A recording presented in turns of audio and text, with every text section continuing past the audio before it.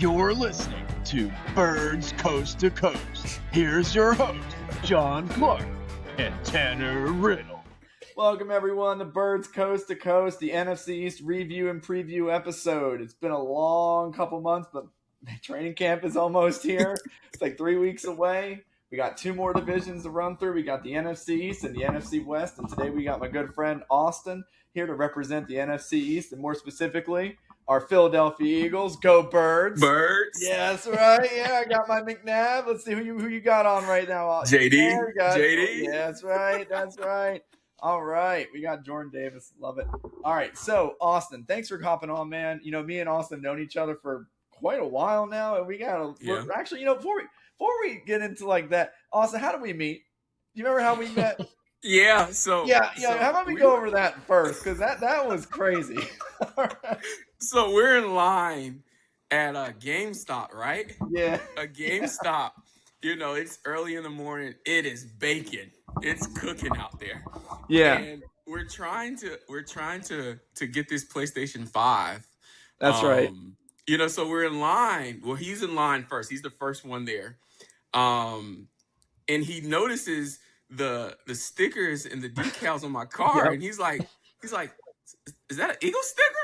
Yeah, man, go Birds. I'm an Eagles fan. I said, Yeah. No way. And he's like, yeah. So we start talking football a bit, and that's how we met. Yeah, man. dude. We've been cool ever since. Dude, let me tell you, we've talked about this a while, me and Tanner.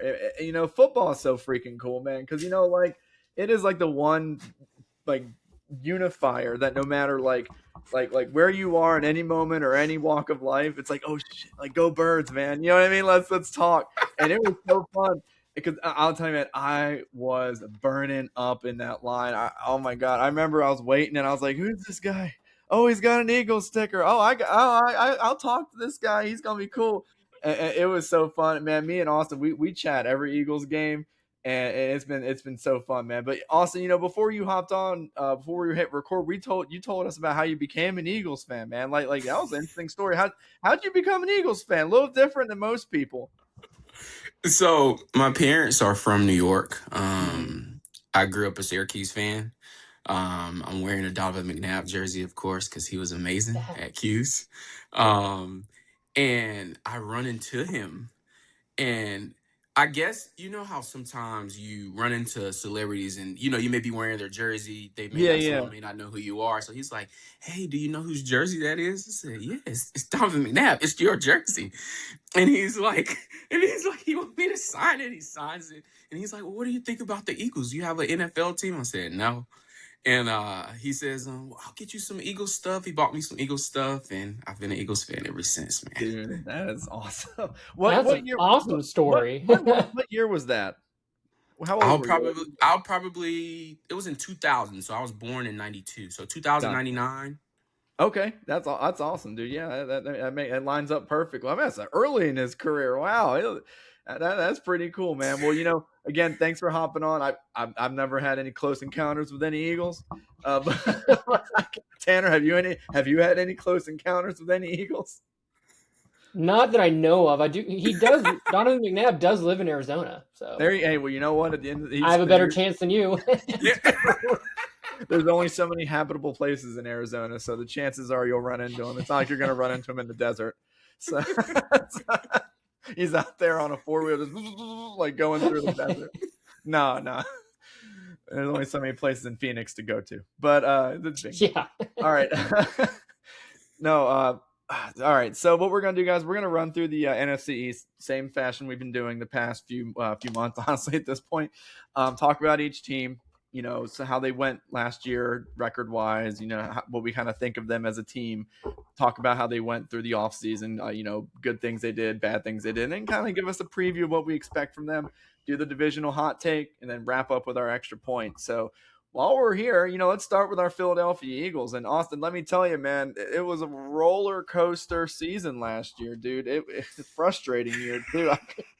I'm telling you, if any sort of TSA company wants to go get like depression, just go through me and Austin's text through around 1 p.m. Oh my p.m. and you'll just see like F this, F that, what the trade them, throw the ball. Yeah. Kevin Patullo needs to get fired into the sun, that type of crap. So, like, you'll see some things that you might be a little like concerned about. But so what happened, man? What was your kind of breakdown of last year's season? I don't know, man. I just felt that we weren't connected on offense. I hated some of the calls, man, that we called. It just didn't make sense. It wasn't creative with our route running. And I felt like we weren't utilizing our weapons, man. It was just odd watching some of the games. And, I'm on the sideline thinking that I could do a better job than my OC. So that should tell you a lot. So, man, I don't know. And our offensive line, man, banged up the way that they were banged up.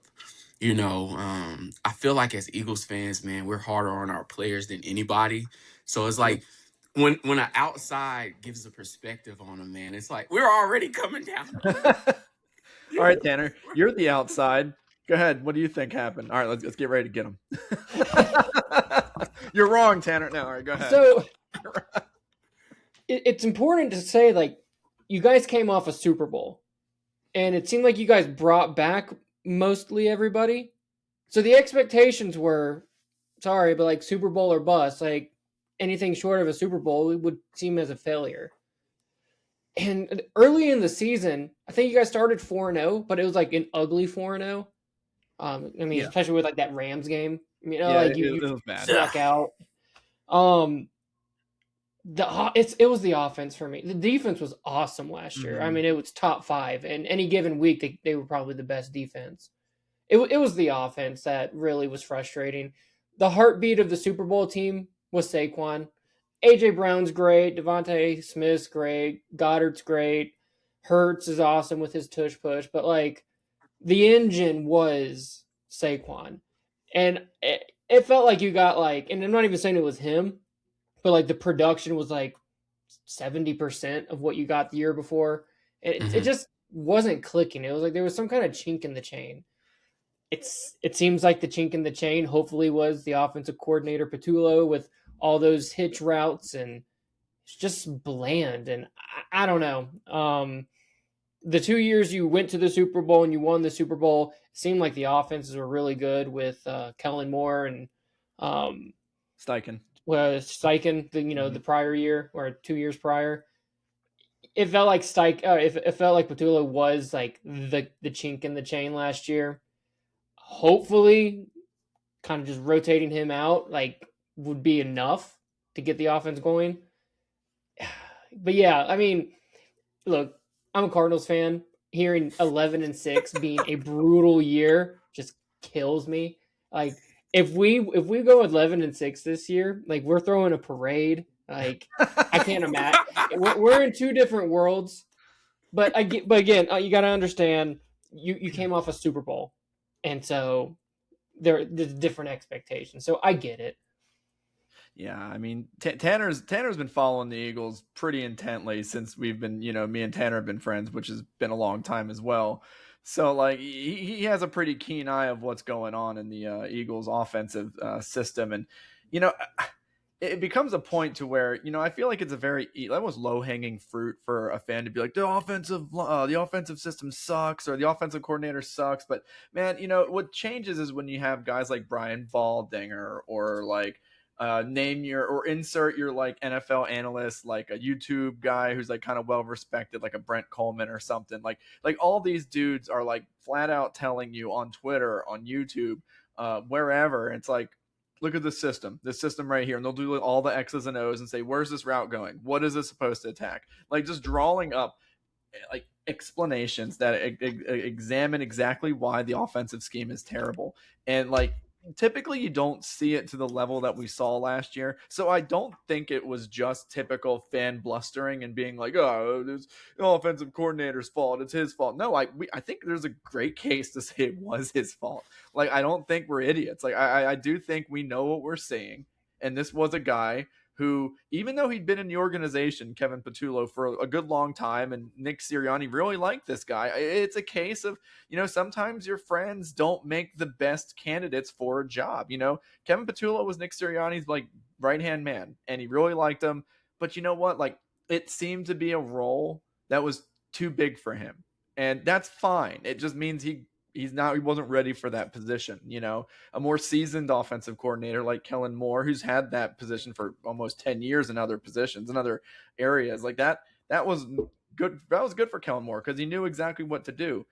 Petulo had no idea what to do. The hitch routes, the lack of marrying the run game with the passing game. I mean, horrid offensive schemes. If I had to see Jalen Hurts throw to another guy just sitting 7 yards behind the first down on like a stop route or a curl or a hitch, and then the guy just gets tackled for like a 1 yard gain after that, I go insane. I was looking at some stats the other day, and it said that Jalen Hurts had the least amount of yak in the league from his receivers, which I think I mean, Austin, do you think that's true? Yards after catch? Do you think that's something we saw last year, is like the least amount of yards after catch for any group of receivers in the league? I agree. When did we ever see a receiver running with the football? Ever? Never. And we got A.J. Brown. We got Dallas Goedert. We got Saquon. We got dudes who, when the ball's in their hand, they should be like tanks to bring down. And they're making plays. Yeah. But like, they made Jalen Hurts play with a hand behind his back. It's like, no, you have to run this route. We're not going to try to get the ball in space for these receivers. You're just going to have to go play hero ball and fit the ball into these tight windows, and hopefully they catch it. Or if not, you're just not going to move the ball. And that's where I think we're moving to the Sean Mannion system, which is more, crossing route based, timing based. And a lot of people have their concerns. Like, is this a offense that was simplified because Jalen Hurts could only do that system? Or was it Kevin Petulo's idea to run this idea, and Jalen's just doing it because he's a good quarterback and is doing what his coach is telling him to do? I think there's two opinions, and I really think it just falls on what you think as Hurts as a quarterback. Like, if you think he's a good quarterback, you're probably going to believe hey, he was just doing what the coach told him to do side. And if you don't think he's a great quarterback, you're probably going to fall on they're only doing that offense because it's the only thing that Jalen Hurts can do side. I think I fall more on we've seen this guy ball out and almost win MVP twice. I'm pretty sure he's a capable to above average quarterback. I don't think he's an idiot who can't run an NFL offense. So like, I'm pretty certain that Jalen's good and the offensive coordinator was just horrible. So that's where I'm falling on that. Listen, I've seen Jalen take a team to the playoffs with Jalen Rigger on our roster. So I'm just not believing it.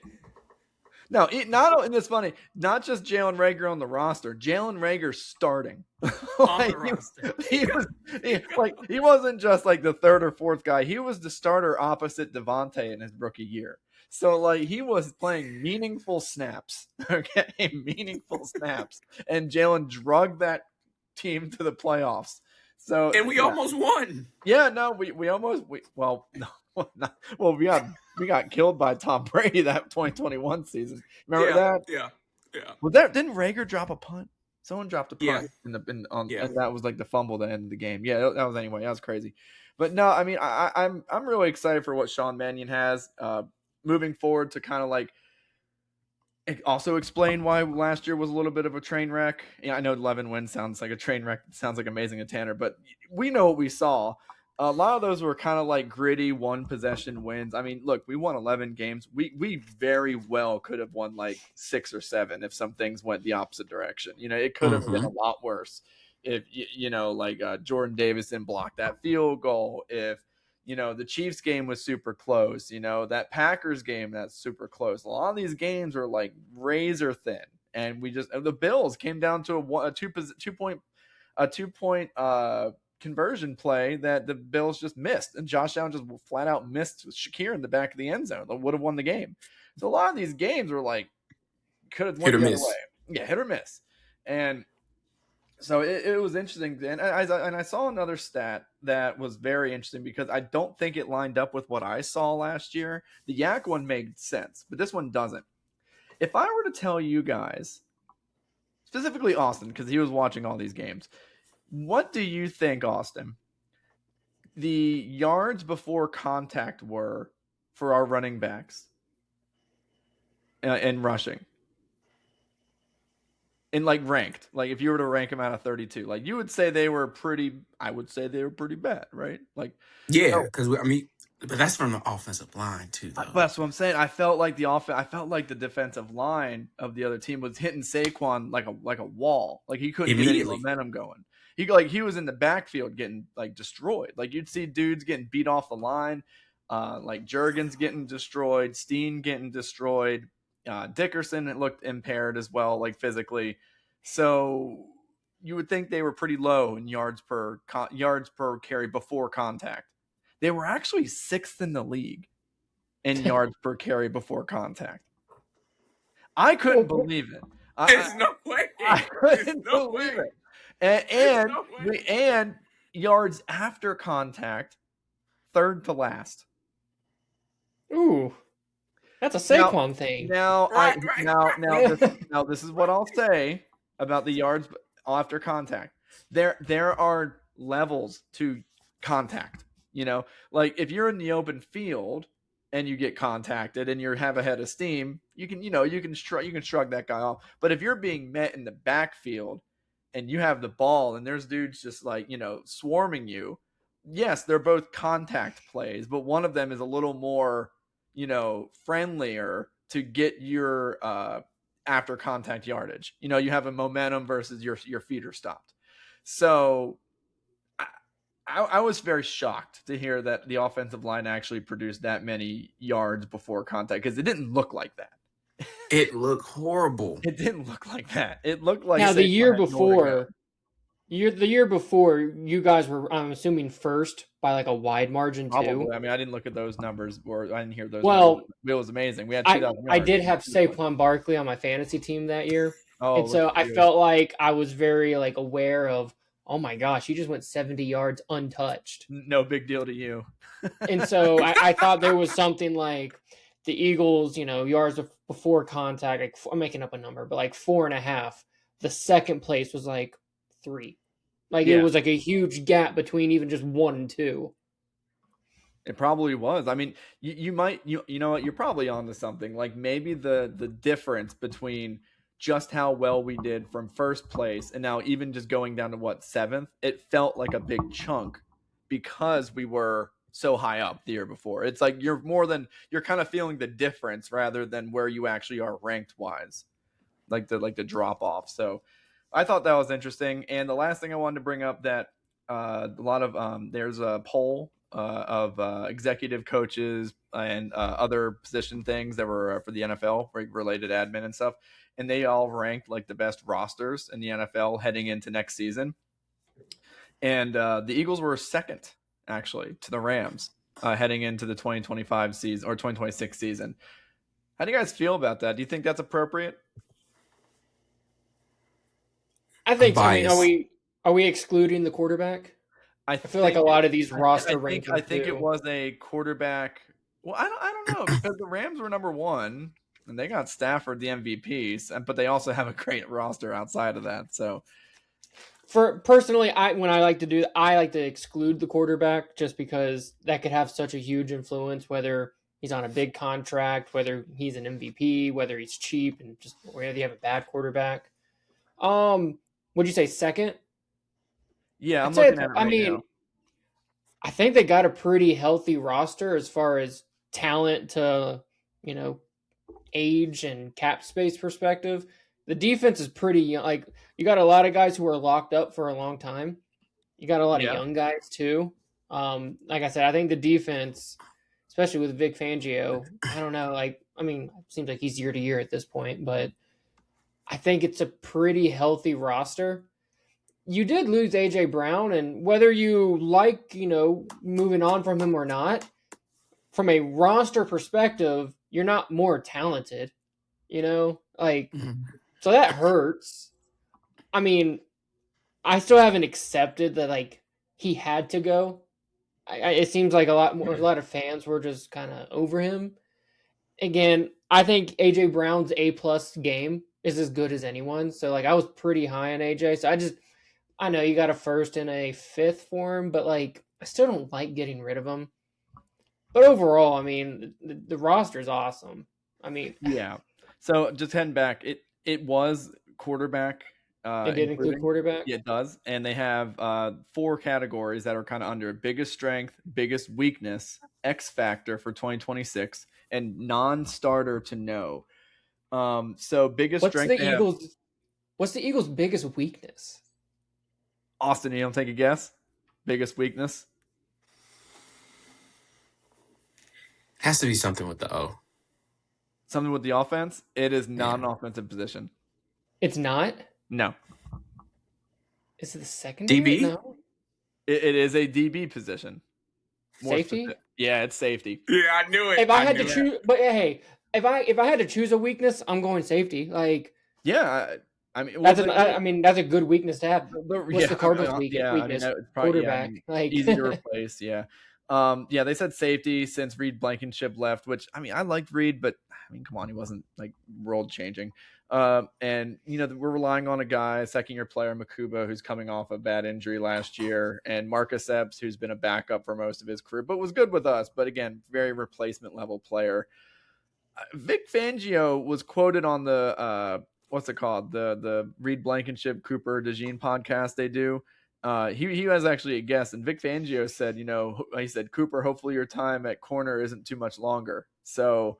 Like he kind of strongly hinted that Cooper will be playing a little bit more safety this next coming year. So I don't know. That came from Howie.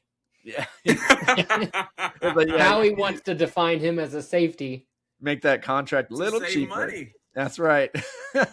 They also said that the X factor for this year is Reek Woolen, which I completely agree. I think if we can lock down that cornerback 2 spot with, the amazing Quinyon Mitchell on the other side, that would make probably our best secondary from what I could remember. I mean, or at least set of corners. I mean, you put Reek Woolen on a good year next to a top 5 corner, and then put Cooper DeJean in the slot if he's still playing slot at that point. That's tough. But I felt I think this one's interesting though.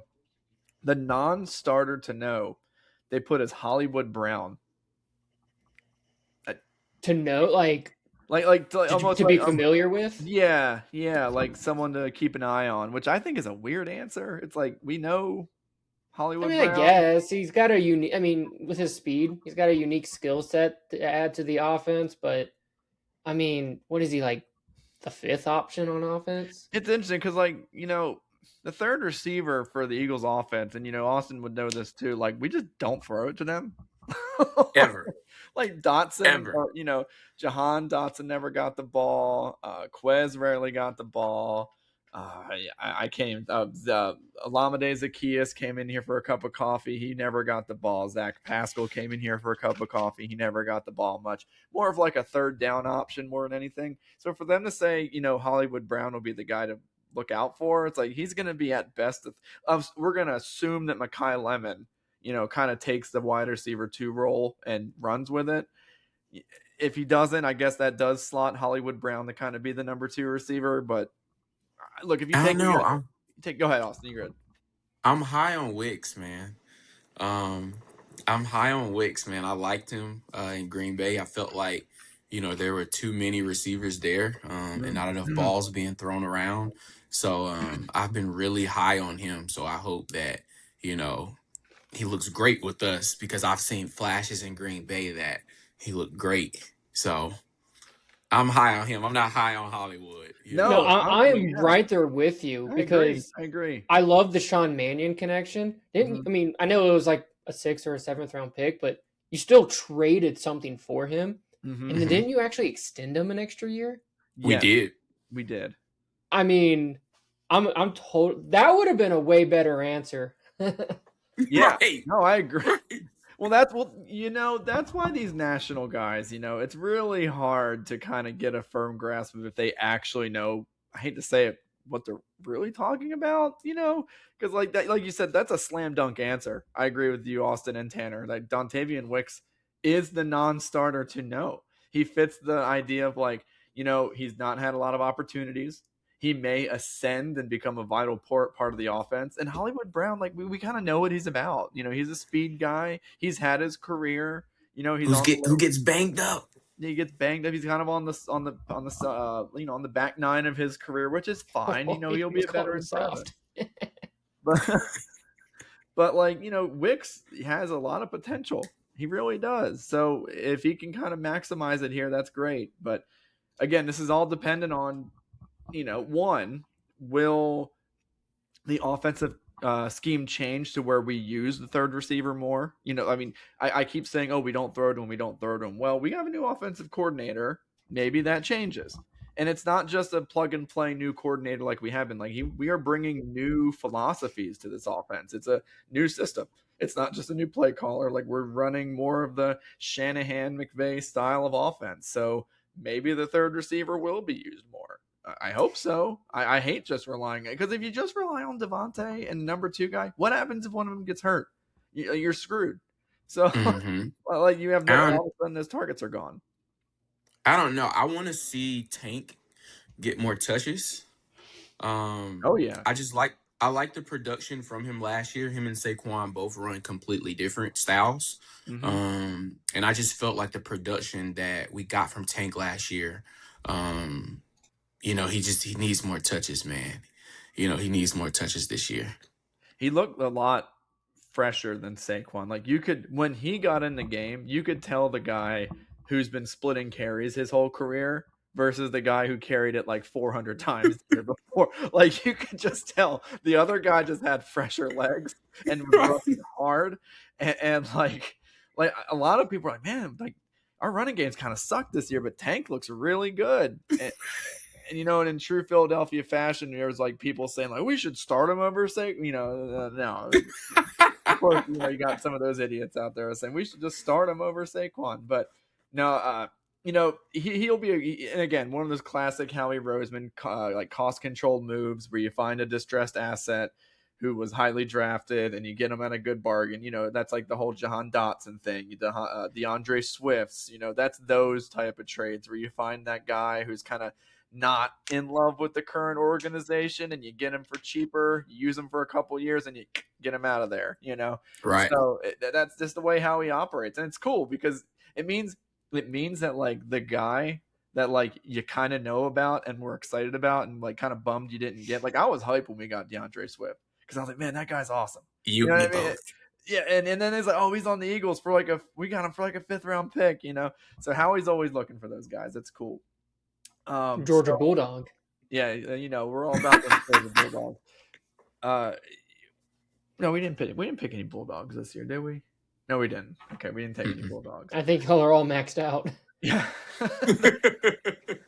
We're about to be paying all the Bulldogs. We're about to be paying all of them. We got him and Jalen Carter. And, I guess the last thing I want to talk about before we move on to the next team in the division is Jalen Carter.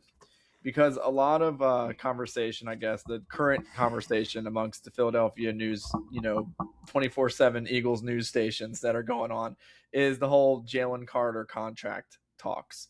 And should we give him that contract extension? Should it be higher than Jordan Davis? Or does the Jordan Davis extension kind of signal that, maybe we're not going to put 2 max basically contracts into the defensive tackle position? Are we looking to move Jalen Carter? I don't want to move him because a lot of people were saying that we were in on the trade to get rid of for Myles Garrett. Apparently there was a report that Cleveland wasn't even interested in Jalen Carter.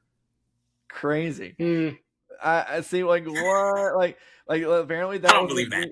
Yeah, I don't know. So I personally, I would sign him. I think he has a higher ceiling than Jordan Davis. Not to say, I just think he has a better chance to impact the quarterback more often. I think they kind of play 2 different roles, almost like apples and oranges.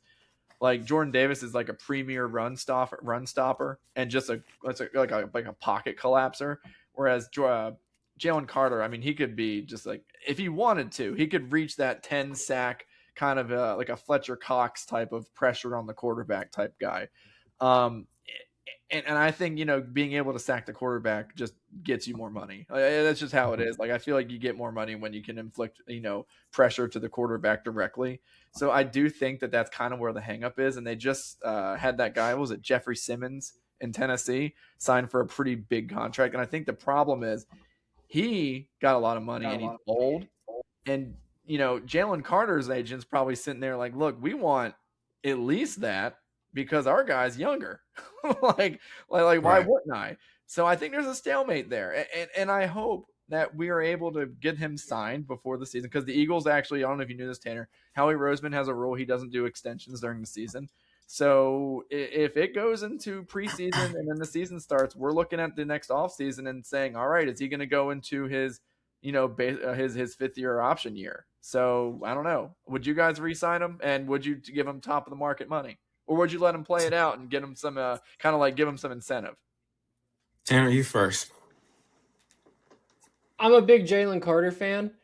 I was actually open, as if I'm an Eagles fan. I was open to actually entertaining offers for him because you had and it's similar to the AJ Brown thing. While I didn't like trading AJ Brown, like, you got a lot of guys who are up for contracts coming up, whether it's a Jalen Carter. At the time, Jordan Davis didn't sign his extension. Quinyon Mitchell is going to get a big payday. Cooper DeJean is going to want to get a big payday as a corner. Like, there's a lot of guys who are looking to get paid coming up. And so, again, I didn't like trading AJ Brown, but given that you had to pay other guys, like, you're going to have to, like, open up some space for these guys. Now that we got AJ Brown out of the way, it feels like, okay, now who did we open the space up for? Is there enough room for a Jalen Carter? And it's not because I don't like Jalen Carter. I just think it's worth at least seeing what the offers are for him. He's probably gonna command up to $35 million a year.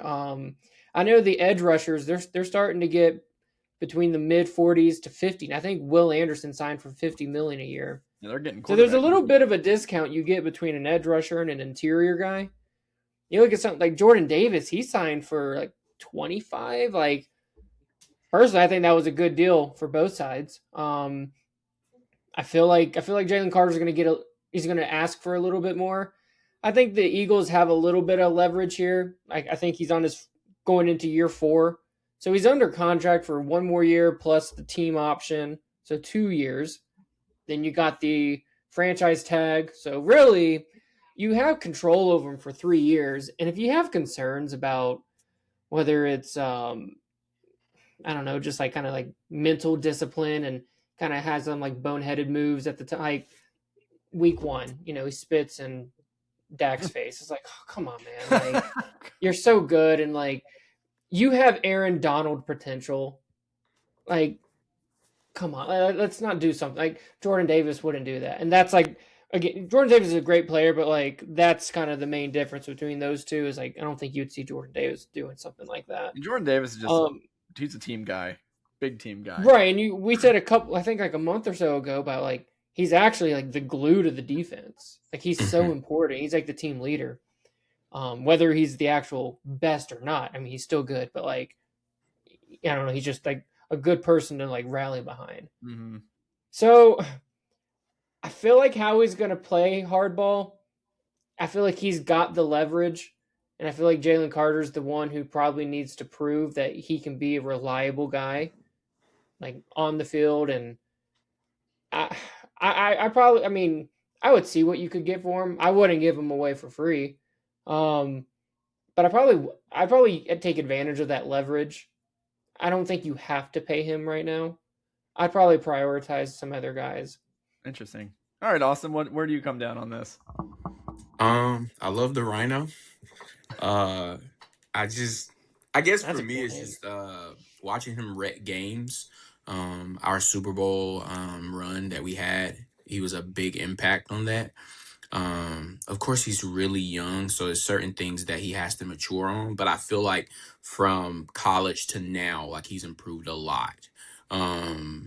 Just from a maturity standpoint, granted, week 1, definitely a bonehead move. But I don't want a nice guy on my defense. I don't. You know what I mean? Like, nice guys aren't winning on the defense other than Aaron Donald.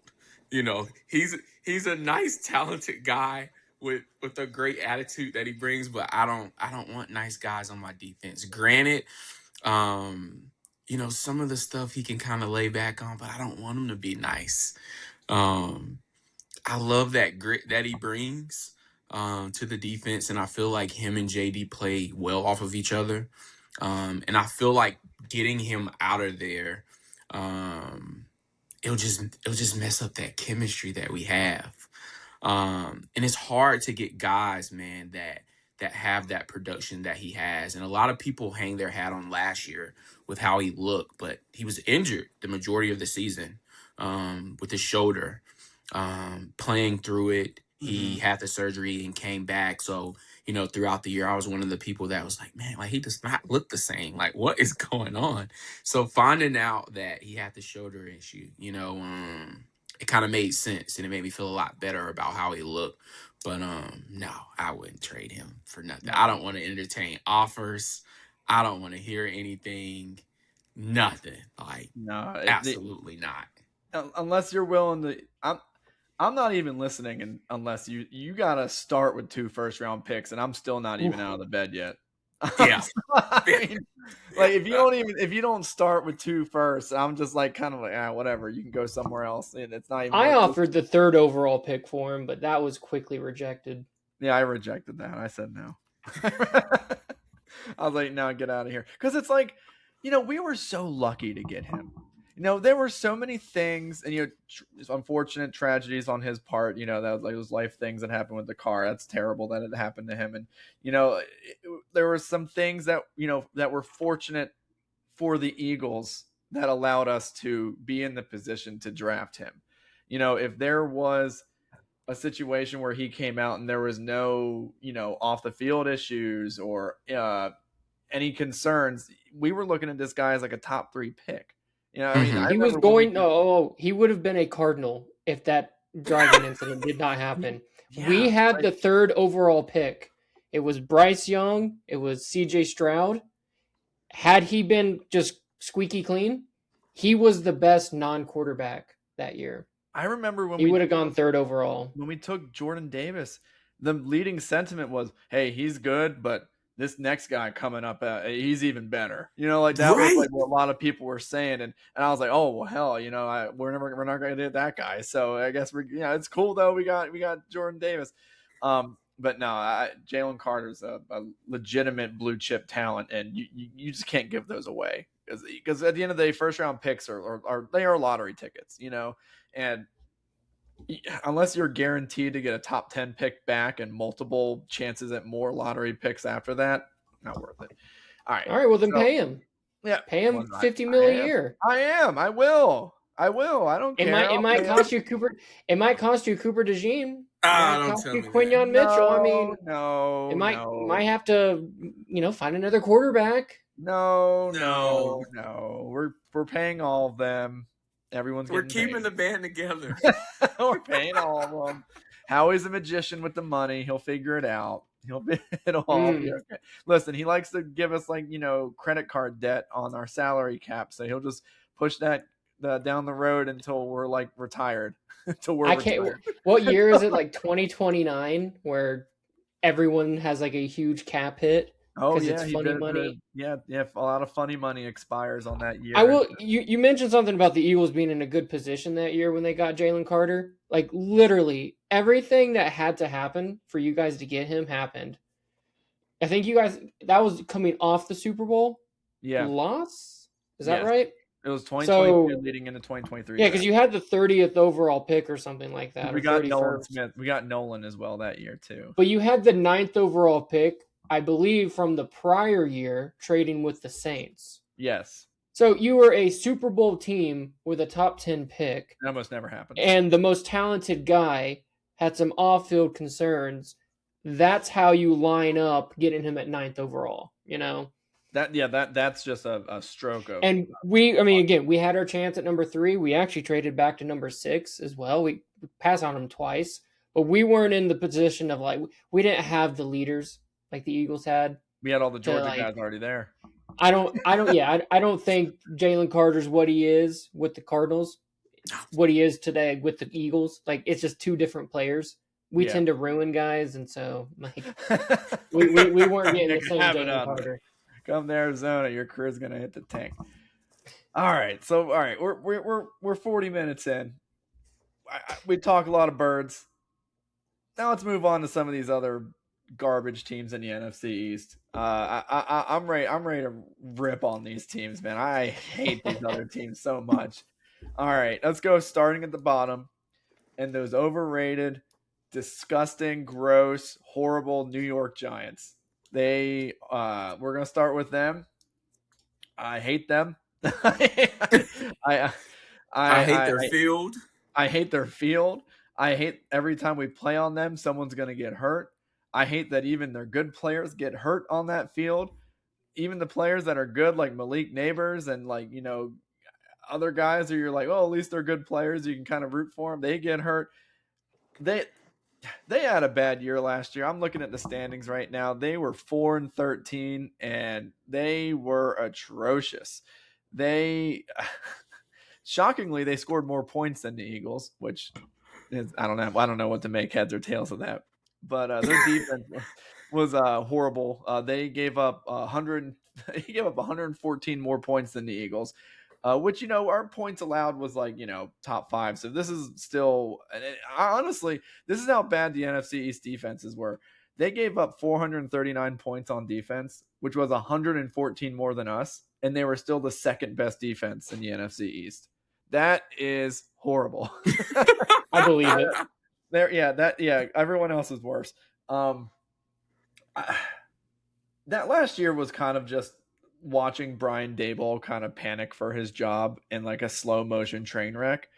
Watching Jackson Dart and Russell Wilson kind of like take turns playing quarterback for a few weeks, and Russell Wilson kind of like was okay. I had him at fantasy for a few weeks, and like I remember that Cowboys game, he kind of like lit up the Cowboys for like 400 yards. Truth be told, it was more the Cowboys defense being terrible than Russell Wilson having like a renaissance year. But it was quickly proven that Jackson Dart was going to be the guy sooner rather than later. And that kind of sparked a little bit of the offensive juices for that team. Jackson Dart was really, he was electric for games, but I would say he played more reckless towards the end of that season. Didn't shy away from contact. I believe he had multiple concussions by the end of the year, and he was like injured pretty much every game and had to be looked at multiple times a game. In fact, I remember one game it kind of turned into like Brian Daboll, if you guys remember, running into the blue medical tent to go see if like Jackson Dart was okay. Basically like symbolizing like, please man, like you are the reason if my job is going to be like, like sustained or not. Like you need to be good or I'm going to be fired. And I think honestly, my hot take on last year's team was Brian Daboll did some really irresponsible things with Jackson Dart, in my opinion. Like he really ran that kid into some like really unfortunate injury circumstances just to try to keep his job. Like the offense was pretty weak overall. Like they had Wan'Dale Robinson, who's like a pretty good slot guy. He had a lot of catches, but he's obviously an underneath guy. Malik Neighbors got hurt really early, and the running game was very hit and miss. Scattaboo was really good, but then he got hurt, obviously. If you guys remember that Scattaboo game, he just destroyed the Eagles on Thursday night. That was horrendous. But that was a really weird timeline for Daboll because I feel like he was playing for his job, and he put Jackson Dart in these weird situations where he would end up getting hurt, and it's like, dude, like this is your franchise quarterback. Are you really willing to like risk this guy's future career just to save your job for the Giants? And the answer was, yeah, he was willing to risk it because he kept getting hurt, and then he kept getting concussed. And Jackson Dart, I mean, he was so. I don't like the kid. He seems very. Listen, like he really did a number on us on Thursday night, and he just was too happy about it. I hated watching him just torch us that game, and I was like, get that smug look off your face, you jerk. You know what I mean? I was like so upset. And look, the Phillies did get eliminated that night as well from the playoffs, and that was the Dodgers eliminating game against the Phillies, and so I that was a bad night. And so wasn't necessarily having a good night that night, and I just remember seeing Dart, and I was like, "Oh, get this kid off my screen, man!" And dancing. Oh, and the dancing with Scatterboo. I don't like the Giants.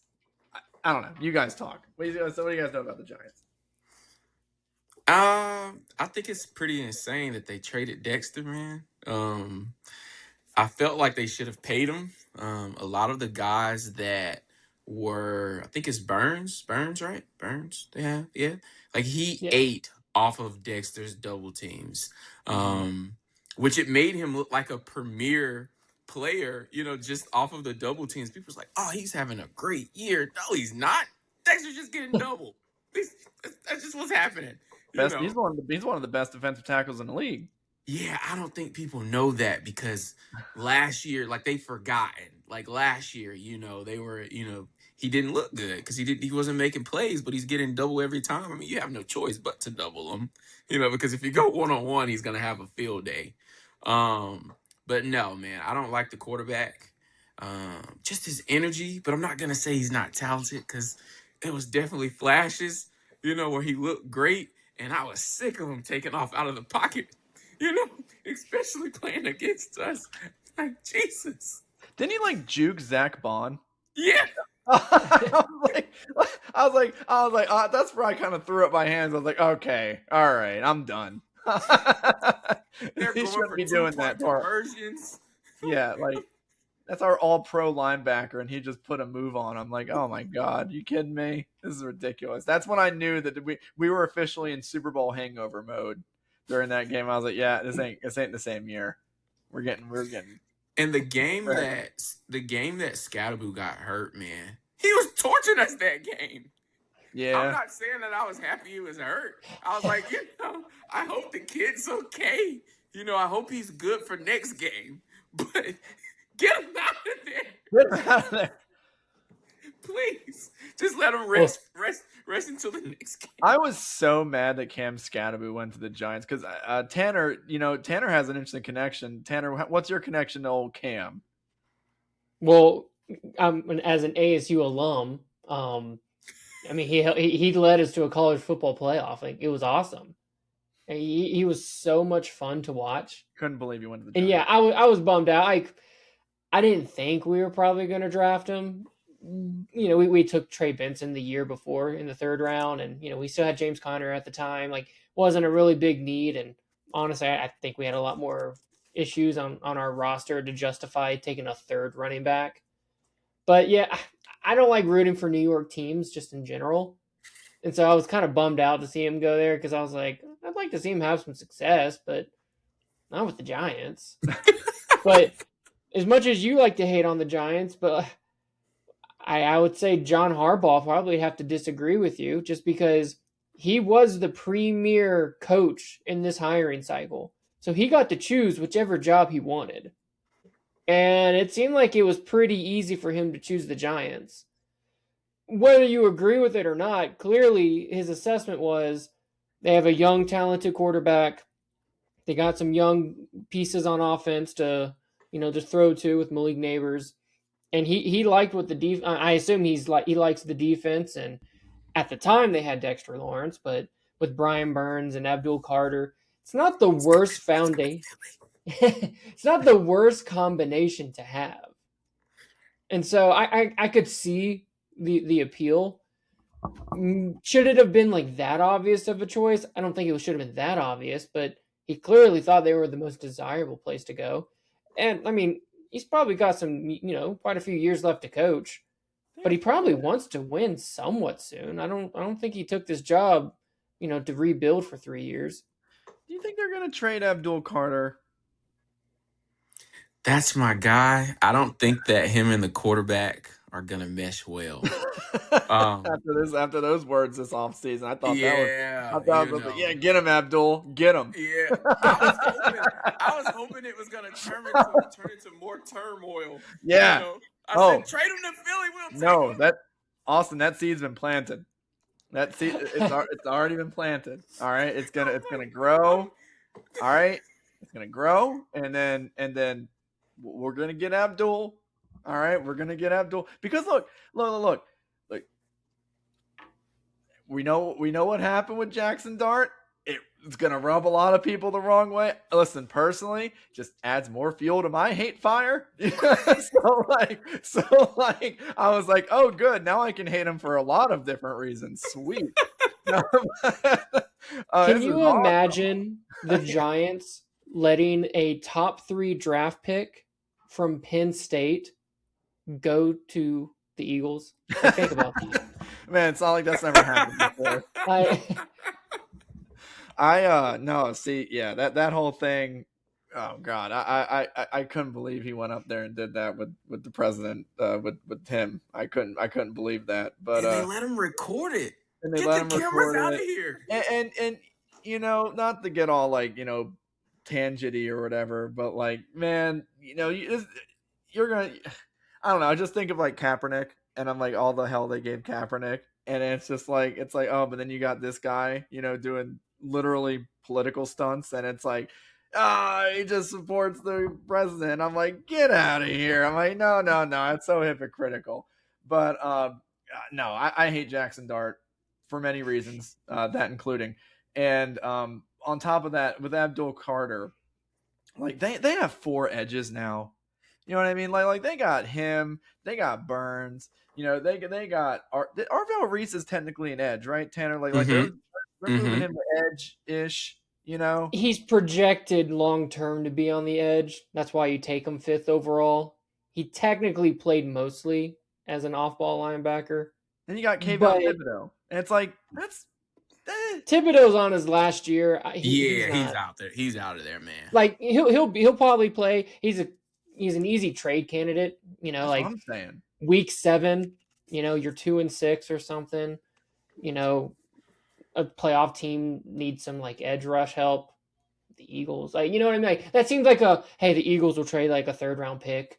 Oh, and then let him walk. You know what I mean? Like, he feels primed for that. Yeah. But long term, I mean, sure, he's there now, but like, I wouldn't worry about him. Yeah. Good defensive line. The defense should be better for the Giants. Offense, like, a lot of people are starting. Tanner, you were pretty high on them Giants. You said, like, you know, don't be surprised if they, you know. I said I think their ceiling could be 11 wins, but that's if their quarterback, their year 2 rookie quarterback, takes a big leap. But like, I guess that's a cop out, because like any quarterback who takes a big leap is going to be in contention to win like 10, 11 games.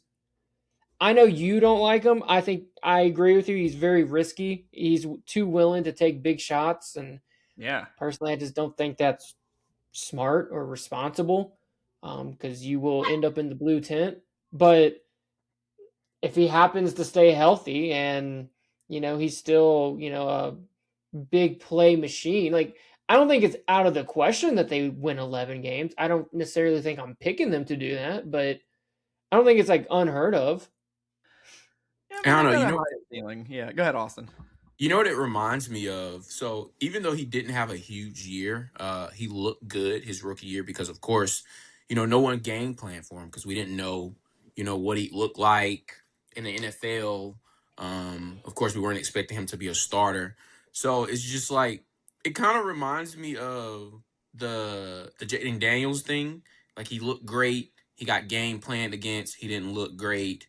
CJ Stroud, he looked great. They game planned against him. Yeah. He didn't look great.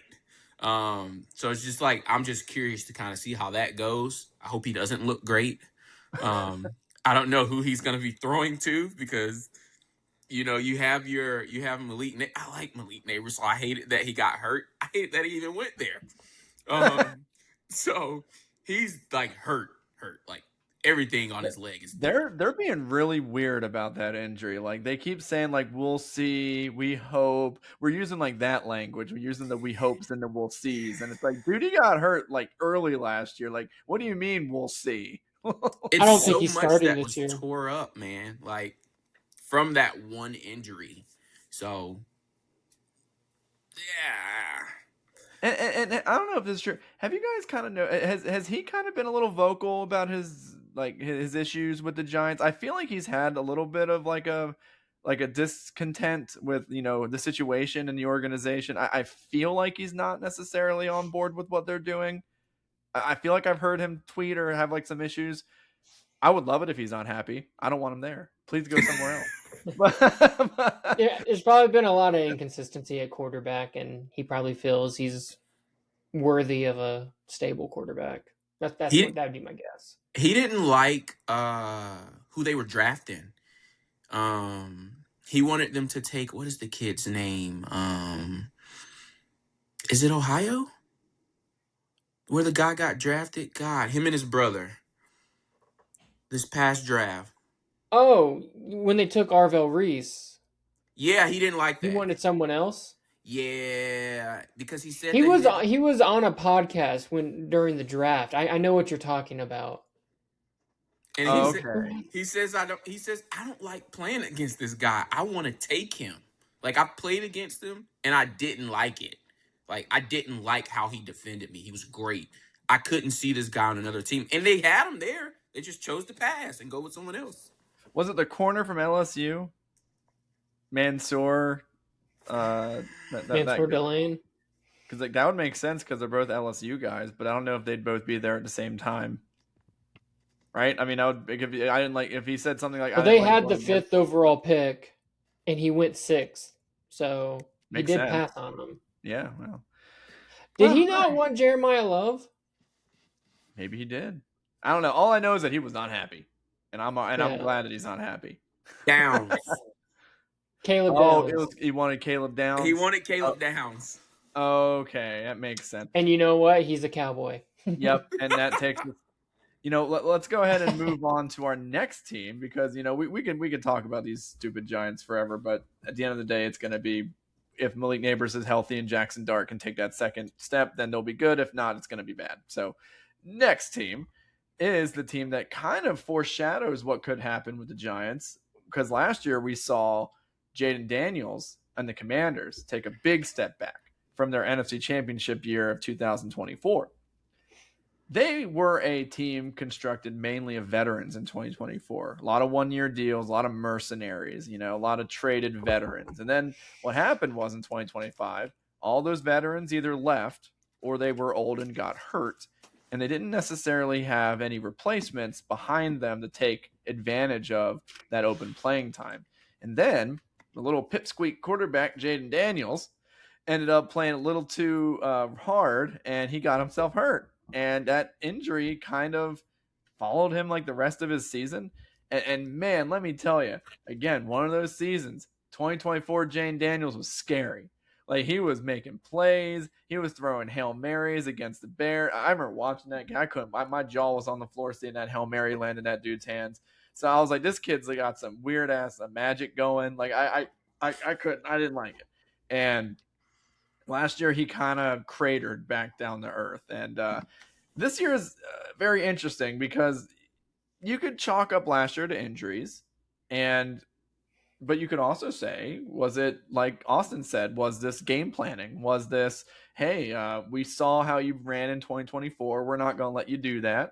We're not going to let you operate the same way. We're going to adjust. And that's why you weren't great last year. Maybe it's that. We'll see. The Commanders were awful. What did you guys think about the Commanders last year? I hate the Commanders. As much as you hate the Giants, I hate the Commanders. You hit my quarterback. I hate Frankie Louis. I can't stand him. Frank Louis, my God. I hate that I guy. can't stand him. What a clown. Dirty. You know what I mean? What a clown. Oh, my God. And the fans are atrocious. Like, they had a successful year, and they've just become ridiculous. Oh, God. They got real uppity real quick. Like, they went from 0 to annoying in the span of like 10 weeks in 2024. Yeah, so I don't know. And then watching Daniels dance while they're getting the crap beat out of them by us, it's just something about them I don't like. And I think it's their fan base. It's not even just the guys on the team, it's their fan base too. It's starting to put me in the mind of Cowboy fans. Like, it's you know what I mean? And they yeah. They haven't won anything, so that's why it's just man. Yeah, they're a real tough team to kind of like really see through because they got like one guy I like and have respect for. That's Terry McLaurin. Like, I actually like Scary Terry. I think he's a really cool player, really consistent. Been a top 10-ish receiver for the majority of his career. Other than that guy, I don't really see much going on with this Commanders team. I mean, yeah, the defense got some good players this draft. Who is the Commander's second receiver? Like, who is the Commander's tight end? Who is the like who like I can't really name too many players because all the guys that were on that 2024 team are gone. Like Debo Samuel came and left. Marlon Humphrey came and left. Zach Ertz was there and left. You know, like all those dudes, Austin Eckler there and left. You know, there's not really was like a team built on veterans, and then they all just bounced. And it's like, who's left? Is anyone even left? And did they get Cliff Kingsbury, or was Cliff Kingsbury moved off? Tanner, you're the resident Cliff Kingsbury. They moved off him. They moved off him. Who did they replace him? You remember? Yeah, because he was the Cardinals quarterback coach. Oh my gosh, he played for the Lions. Shoot, no, I should have it in my notes. Yeah, who was like? Because I know they moved David on. Blau. Blau. Yeah, David Blau. I heard he actually had some pretty interesting, like, I guess. So he was on Cliff's staff in Arizona. And you would in 2024, think they probably right? have like, yeah. I think it was a little bit earlier than that because we had Jonathan Gannon from 23 to 25. So Cliff's last year was in 22, or the last year was. But like you would think that he probably runs a similar system to Cliff. My understanding is he's actually more of an under center type guy, and that was kind of what prompted moving off of Cliff. Was supposed to be, hey, after that Jaden Daniels rookie year, he's going to get another head coaching job. They went to the NFC title game. I think he definitely could have got a job, but he came back. Obviously, the season didn't go the way they wanted to. I think they wanted to go in a different direction, a less spread type offense. I think that was a Dan Quinn decision, and so I think they reported as like kind of mutually parting ways. Didn't Cliff actually go to the? Where did Cliff end up going? Oh, shoot, I don't even know now. I don't know where Cliff Kingsbury went. Let's see, Cliff Kingsbury. He went to Rams. That's right. He took a assistant head coach position or something. Yeah, like he's just kind of doing a cushy. That's right. He's doing the Sean McVay rehab program. Yeah. Yeah, get your. You know, there was actually some thoughts that I was like, could they actually sign Kyler to the Rams because he was going to come at a vet minimum deal, and you know maybe he does the same Sean McVay rehab program, but no, I mean, I think they definitely want to go in a different direction on offense. I think they kind of realized, hey, Jaden Daniels, he's a slim build, and he kind of showed some of that. He kind of has some Jackson Dart in him, some recklessness in him. Mm-hmm. I think they wanted to do that, you know, to preserve the long-term health of Jaden. I'm with you.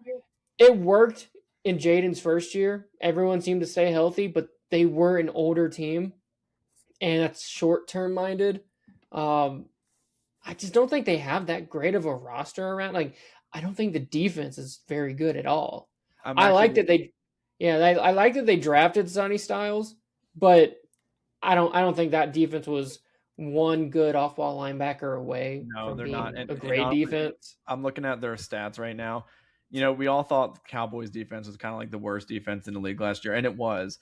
But shockingly, they weren't the worst yards per game defense. That was the Commanders. Yeah. Like the Commanders actually gave up more yards per game than anyone. And yeah, that's a Dan Quinn led team too. You would think he'd try to tighten that up a little bit. Mm-hmm. Yeah, I mean, again, we like Scary Terry, but you know, Debo's not. You know, is he even on the team? Is he a free agent actually? He's a free agent still. I think he's a free agent. So, like, even if you did have him, again, I don't think he's what he was. I mean, the Ayuk thing is crazy. I don't think that's going to be an option anymore. As much as Yeah, he wanted to go I don't there. think it's not a well built team. I think they got a lot of credit for the 1 year that they went to Mm-hmm. the title game with a rookie quarterback, but like other than that, it's not very. It's kind of bleak for the Commanders, in my opinion. Like you're putting a lot of eggs in that basket to keep Jaden Daniels healthy, and I'm not even sure that's going to be Did enough. they even work on improving the offensive line? Like they have a guy who's like probably like the smallest quarterback in the league. Like maybe him and Bryce Young are kind of battling for that. Mm-hmm. But They wow, yeah, drafted a guy the year so not this recent draft, but the year before they drafted a tackle in the first round. But let's see, did they actually they signed a Cowboys guard? I think.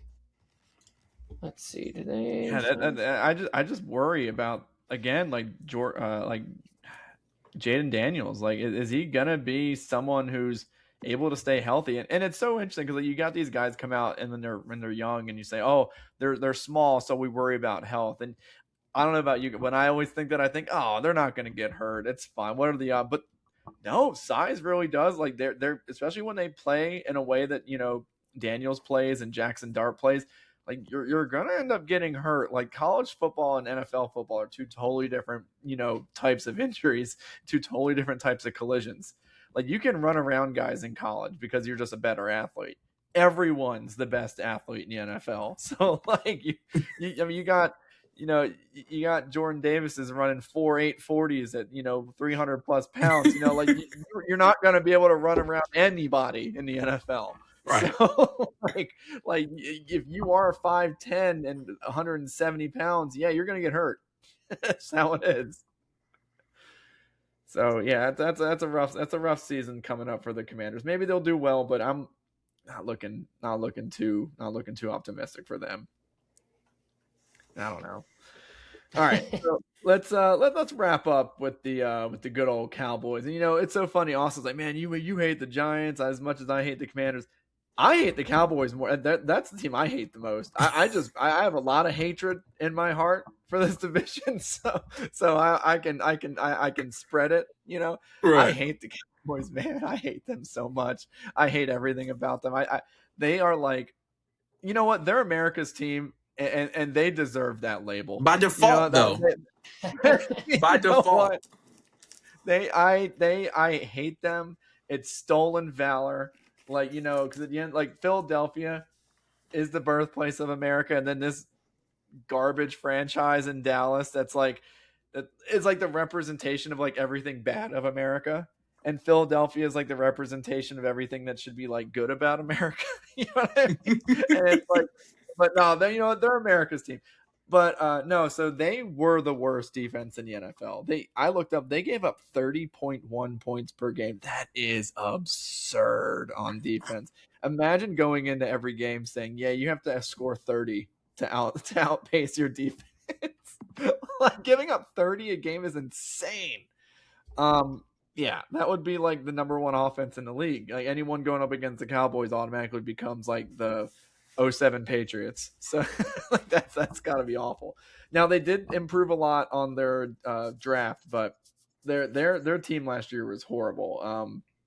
Dak was I mean, I feel like the few bright spots were Dak and the offense, just because Dak had George Pickens, and that was a good trade. I mean, as much as I want to hate on Jerry Jones, like that George Pickens deal was really good. Like that George Pickens absolutely balled out, and he killed us, man. I remember that Pickens game, and him and Cooper DeJean went at it, and he made Cooper DeJean look small.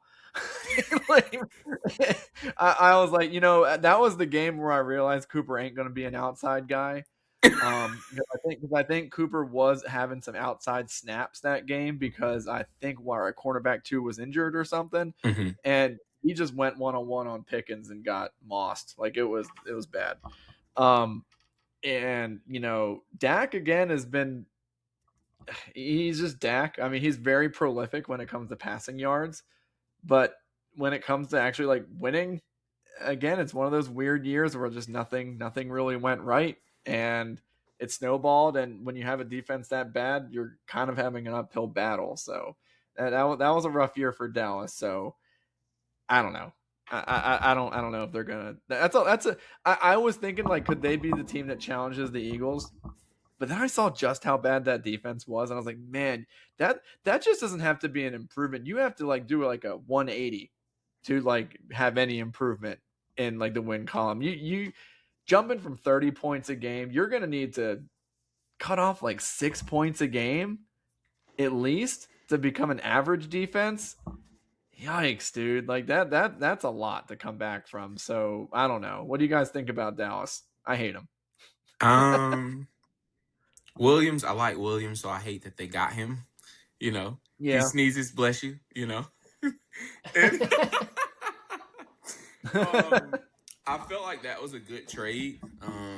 I didn't like him going there because I like him. Them getting Downs, and them getting rid of my favorite player that they had, man, Diggs. I loved him because we have a field day when he's on the field. But yeah, no, I don't know, man. I feel like you just can't change the mold of Dak. Of course he's gonna put up great passing yards, but when it's time to win, he's not winning. Like I'll give you an example: the game where they played against us, and he scrambled, he got out of the pocket, and he didn't get the first down. He went out of bounds. And I just kept telling people, like, if that was Jalen, he's lowering his head and he's getting that. Like he's gonna put his body on the line. So it's just like you can't really change the mold of that. CD is gonna be CD. That's just kind of the nature of that. So I feel like it really falls a lot on how much their defense is changing. And just Dak, for me, it's just Dak, man, depending on what he does. A good running game would definitely help. Because I remember like, the bread and butter of that Cowboys team would be for a while that offensive line. Like they kind of were like the prototype top tier offensive line for a good portion of like the 2010s. And then, Ezekiel Elliott, I mean, he was amazing. And then you got, just a constant stream of kind of mediocre guys kind of filling in. I think Miles Sanders was on the team last year, like that. Miles Sanders. What is the guy that they re-signed? He looked good last year. Javonte Williams. Javonte Williams. Yeah, he was good. And I really think if you do want to find success for this Cowboys team, it's just get the defense off the field as much as possible. So maybe just like going completely ball control. But the problem is that doesn't really line up with Dak's play style because they love to air it out. So it's like, and they love to score quick, and they have good big play receivers. So it's like, yeah, when you do score, it's like, guess who's coming back on the field? Like the worst defense in the league. So it's like maybe that's what the coaches cook up in there in the off season. Like, let's just get these guys off the field. I mean, look, they had a good draft. They got Malachi Lawrence. They got Downs. I mean, this is going to be a good haul for them defensively. But kind of like what Tanner was saying, like, I know you said like, are they one off-ball linebacker away from being a good defense? Caleb Downs is a safety. I mean, at the end of the day, he was ranked as like the best player. A lot of people said he was like one of the best players in the draft. If he wasn't a safety, that'd be, completely, like inarguable. But were the Cowboys one safety and one edge rusher away from being an average defense? I'm going to say no. Like, I'm going to say no. 30 points per game. This wasn't just like a bad defense. This was a horrible defense. And they have a lot of work to do to get better. Even if they are an average defense next year, it would be a market improvement. So they have a lot of... Honestly, I came into this podcast tonight thinking to myself, there might be some guys to worry about in the division. I don't see anyone to worry about. I'm feeling great. I'm feeling great about these upcoming teams. And I don't see anyone who's going to take our mantle. No one. No, I agree. I agree. It's just there. Maybe in a few years you keep because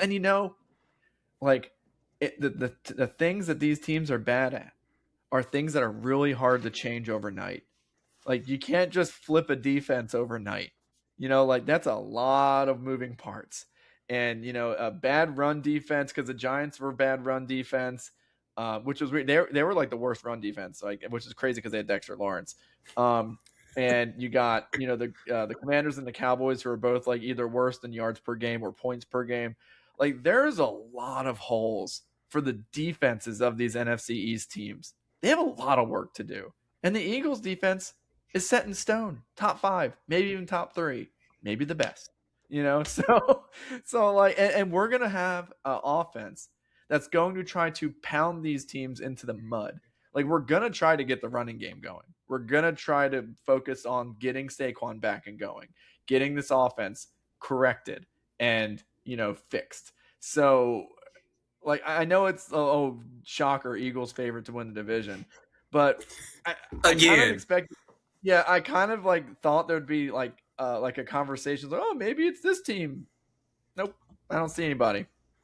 It's all Tanner. What do you think about Dallas? Finally, I actually, this has been killing me.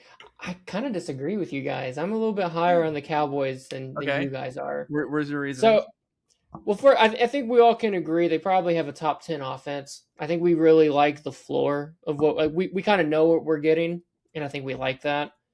I understand why all the attention's on the defense, and you're saying, wow, there's a lot of holes to fill on this defense. But they kind of did fill a lot of holes. I like what they did in the draft. I like the Caleb Downs pick. Again, I know he's a safety, but he was still one of the best players in the draft.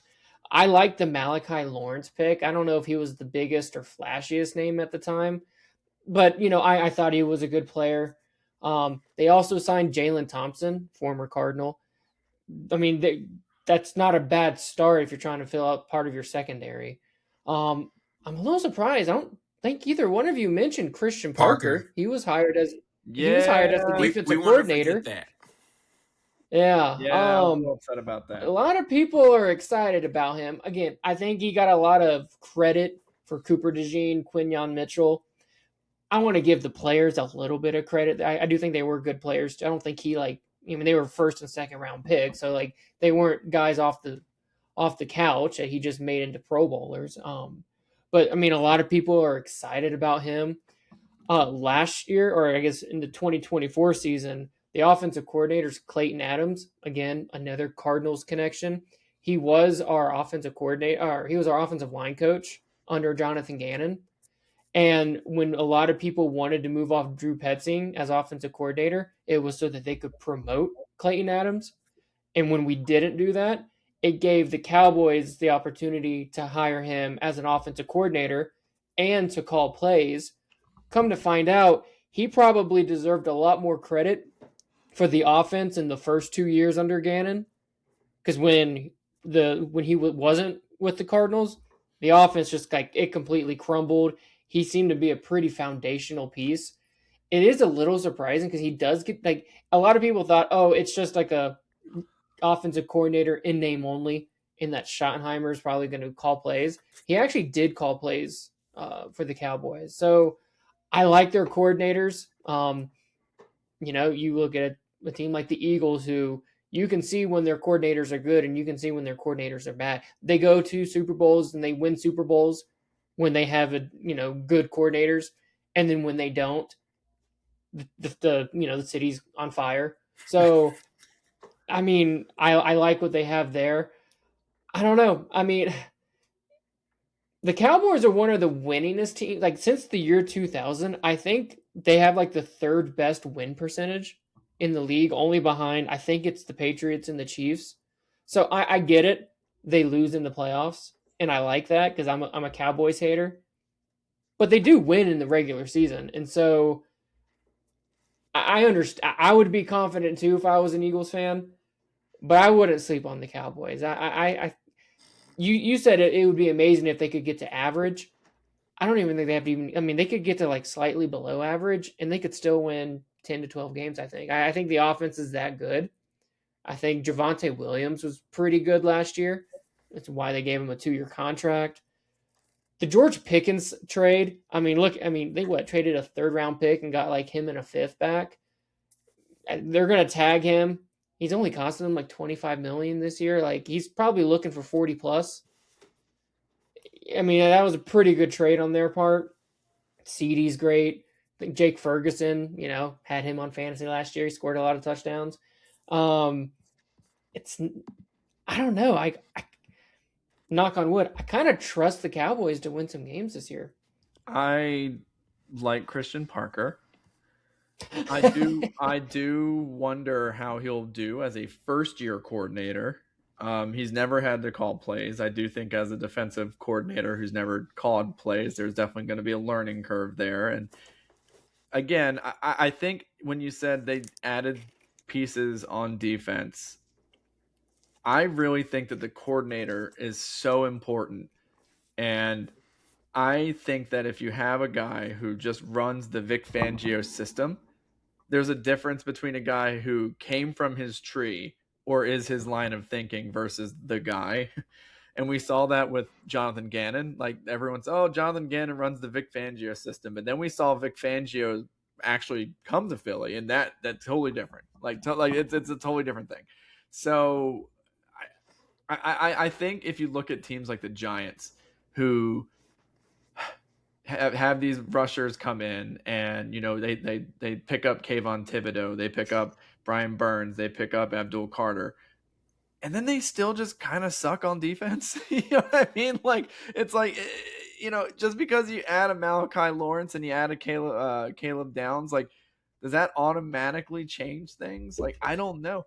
I do think, like, if Vic Fangio didn't come to us in 2024, would we be looking at Quinion and Cooper in the same way? Like, would we be looking at, like, would we be seeing them as the standout corners? I think there's so much that goes into being a good defensive coordinator that allows your players to flourish.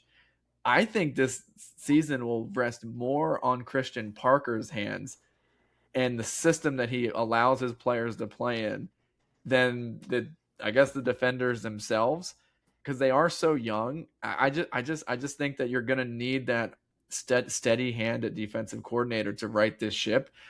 And even though Christian Parker is really young and talented, that's a lot of bad defense he has to try to have those guys unlearn and then learn a new system. Like that's a lot. That's a lot. And I don't know if it'll be, maybe they'll gel later in the year. They were also second to last in turnovers. They only had 6 interceptions last year, only second to the Jets, who had 0, who set an NFL record. So, like, they have a lot to accomplish. And yes, the offense is great. But man, if that defense doesn't get turned around, like, it's gonna be crazy. I think where you have a good point is if they could become a average defense and their offense is just as good as it was last year, then you could start seeing the pathway to like a 500 record to like a 10-win season. I just don't know if the defense is going to take that big of a jump. So I don't know. I mean, they added Quinnen Williams last year in the middle of the season, after you lose to the Cardinals, which that'll get teams worried. Like, when you lose to the Cardinals, then everyone's on red alert. Wait a second. I think I remember. I think Quinnen Williams was like PFF's like number 1 or number 2 interior defensive lineman last year. Why were they so bad? I mean, one, they did add a lot of pieces. Between Quinnen Williams halfway through last year, Rashawn Gary, they traded for him, right before free agency started. Malachi Lawrence was added in the draft. DeMarvion Overshone, I think was hurt last year. Donovan Ezeraku, they drafted last year, so maybe he takes a year or 2 jump. Jalen Thompson's been a solid player for the Cardinals.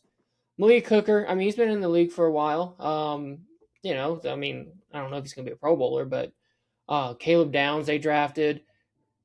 They're going to look different on defense. I mean, in that, remember our guy from ECU, Siobhan Ravel? I forgot about him. Yeah, there's a lot of moving pieces here, and so sure, I understand that they were bad last year, but they're going to be a different team. It's a different team. I think it'll all, and I think it still lends to that thing that I said about it's going to fall on Christian Parker. If he's the guy, you know what? Here's the thing. Here's what I'm going to be really happy about. If he is the guy, he won't be the Dallas Cowboys defensive coordinator long. he'll be a head coach somewhere, and I like that. He will be a head coach somewhere, or he'll be the head coach somewhere, so we don't have to worry about that for too long. That's what I think. That's some amazing cope. He'll be the next D'Amico Ryans. He'll be like, that defensive stud coach who came from the Eagles, great defensive coordinator, goes to be a head coach somewhere, and that'll be his role. The defensive coach to head coach pipeline that some coaches go through. It actually works. If they win 12, 13 games, and it's because they were an average defense, he will absolutely be in the running for some head coaching jobs. And he should take them. All right, so let's go ahead and do our hot take for the NFC East. Here's mine. I think the Giants, Jackson Dart, will play less than 8 games, and I think they will win 5 games or less. I think will they be in the market for a quarterback in that case? I think he'll be. Wait, what? Do you think they'll be in the market for a quarterback? If Jackson Dart plays 8 or less, so has a similar season as this last year, that means he probably plays the equivalent of like 1 season over 2 because he's hurt. Yeah. And they win 5 or less games. Are you not going to have questions at quarterback? Are you not going to be in a position to get a quarterback next year? I think they'll be 4-4, and then he'll get hurt for the rest of the year. And then just lose out. Yeah, well, I don't know, lose out, but have like a tailspin type ending to the season. I think it'll be a bad. Well, year. If that's how it goes, then no, they wouldn't move on because they would say no. We're not going to move on for Jackson Dart. I just think it's going to be a bad injury, and he's going to get hurt, and they're not going to do good. I mean, well, again, I'm focusing on 5 or less wins. That would be tough for Giants fans to really still not see that much from Jackson Dart. If next year's quarterback class is supposed to be, if it lives up to what it's hoping to be, I think they'd be in a position in that case. I just don't know if they're back. Who is their backup quarterback? Either way, I just don't see if there's enough talent there, especially if Malik Neighbors comes back hampered to be. Is it still Jameis? It is Jameis. Oh, then maybe. I like Jameis. So maybe that wouldn't work out. Maybe that wouldn't happen. All right, that'd be a fun team to watch, though. You know what? I'm all of a sudden a Giants fan if that happens. I like Jameis. Anytime Jameis like unites everyone, man. He's so fun. He's awesome. But so that's my bold prediction. What do you guys got? Dart leading quarterbacks in fumbles. Okay. hey, that's a good one. A stat leading one. I haven't seen that one yet. Yeah. He's a big enough big play type of guy. Like he's always going for it. I could see that. I could see someone like that being a little bit holds onto the ball just a second too long. Mm-hmm. Yeah, it's going to work sometimes, but you're also going to expose the ball to those strip sacks and those sorts of things. I just think he's gonna have a Jaden Daniels year, where he runs around, he gets hurt, and it just kind of hampers him the rest of the year. But the problem is he wasn't Jaden Daniels his rookie year. That's what I'm imagine 2 of those. Imagine if Jaden Daniels had back-to-back years like he did last year. We wouldn't be thinking that highly of the Commanders. But it wasn't. But the dude was hurt almost every game. He was in the blue medical tent so often. I think that's a huge flag, a huge red flag. This wasn't like. That's why I'm saying if he does it again and you win 5 or less games, I think that's a systematic thing. I think that's what I'm saying. I think he's not very bright. I think some of those hits were because he was reckless and he was trying. That's what I'm saying. Earn respect. And you heard his comment, right? You guys heard his comment. He said, "This is football. It's a contact sport. I'm not sliding."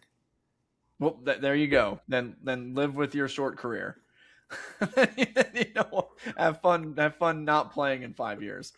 All right, Tanner, what you got? Well, it's kind of a continuation of how we ended the preview. I think the Cowboys might contend for the division. Okay, I'm pretty high on them. No, you need a smart goal. Don't just say might contend. What does that even mean? Give me a number. They'll win the division.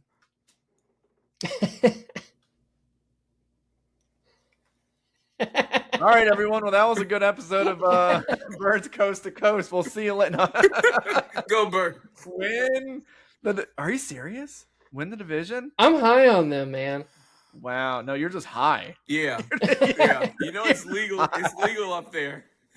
You're just high. I'm yeah, I really Where's your pathway? Tell me, where's your pathway? Like, where's your pathway? What has to happen for that to, like, explain?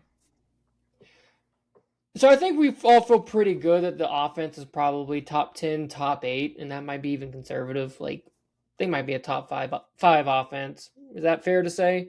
Yeah. So I don't have to like sell you guys on that. No, that's fair. I got to sell you on the defense being different. You're not going to win the division giving up 30 points a game. No offense is that good.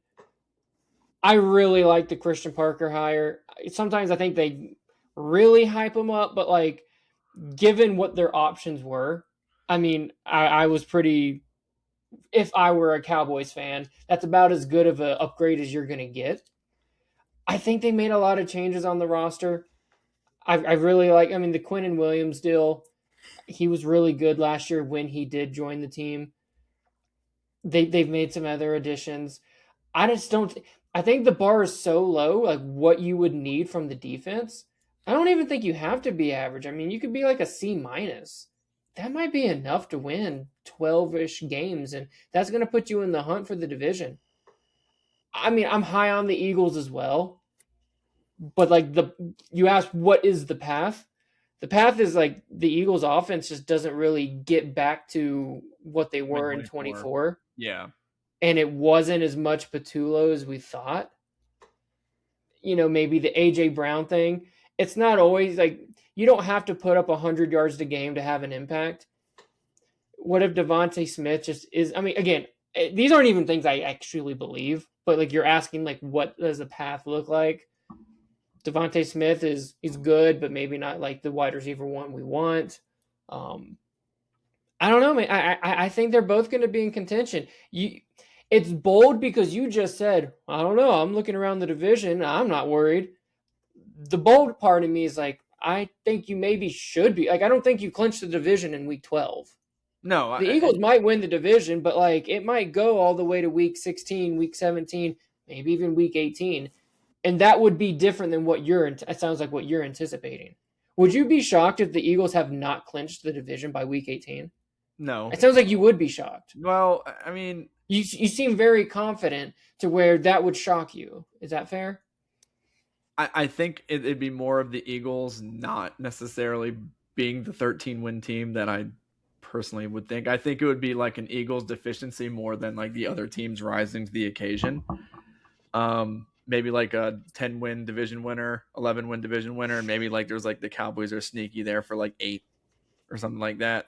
And again, I think the Cowboys will be an average team next year. Average 8 to 9. They're talking like 8 or 9 wins. Yeah, and I think the Eagles will be sitting around 9 or 10 by the end of the last week of the season. And I think it'll be one of 9 or like, 10 for the Eagles. Well, you're saying the pathway. Didn't you predict them to go 14-3? No, yes, I did. But you're saying what pathway would that be? If I would say, would I be shocked? And so I guess, I mean, at the end of the day, I could see a world where we're not that 14-win team. Now, of course, when you go through each game, you know, you start looking at it, you're like, oh, win, whatever. But yeah, I mean, I could see that. I mean, there's a world where the offensive line doesn't get right.